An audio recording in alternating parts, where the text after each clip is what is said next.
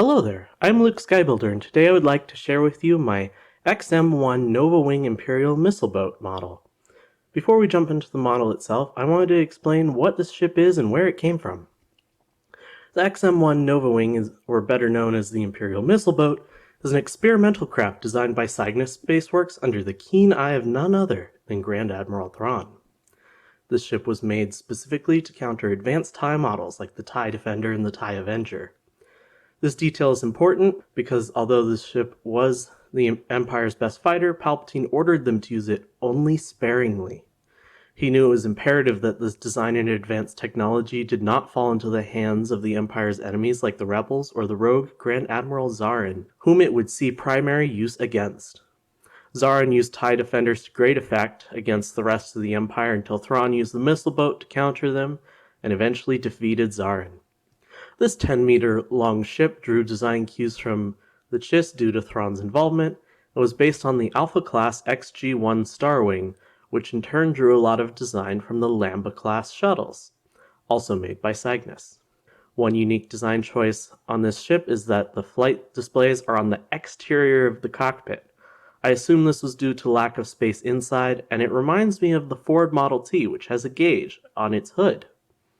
Among the advanced technology on this ship was the galaxy's first sublight acceleration motor, SLAM for short, which made it one of the fastest ships in the Empire's fleet. Heavy deflector shields that rivaled those of the Rebels' B-Wing, and 4 advanced high-capacity warhead launchers, which gave it the firepower that earned the missile boat its place as the Empire's best fighter.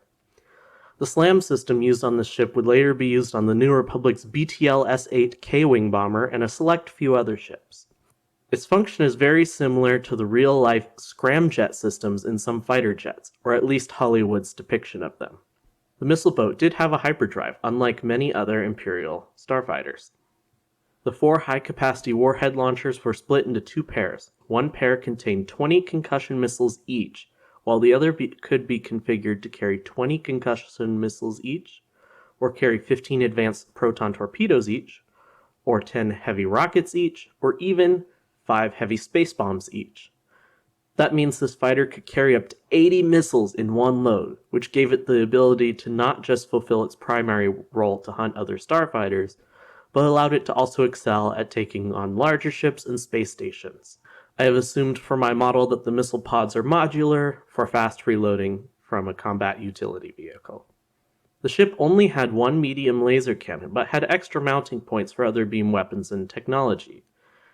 At times this ship was known to carry a tractor beam or a jamming beam.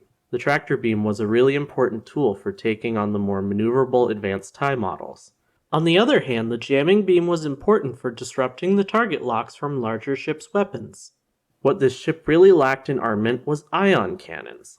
The missile boat only has room for 1 pilot, but also enough storage space for 3 days' consumables and about 100 kilograms of cargo.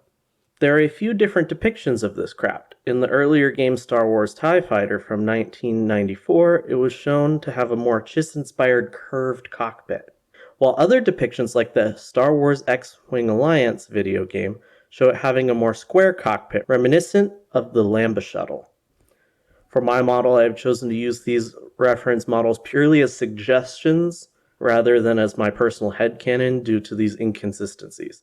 However, it is very possible that there are multiple versions or variants of the missile boat due to its experimental nature.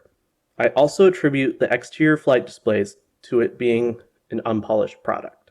So without further ado, let's look at what I have built. It has taken me well over 250 hours to render these animations. So if you will, please remember to like, comment, and subscribe.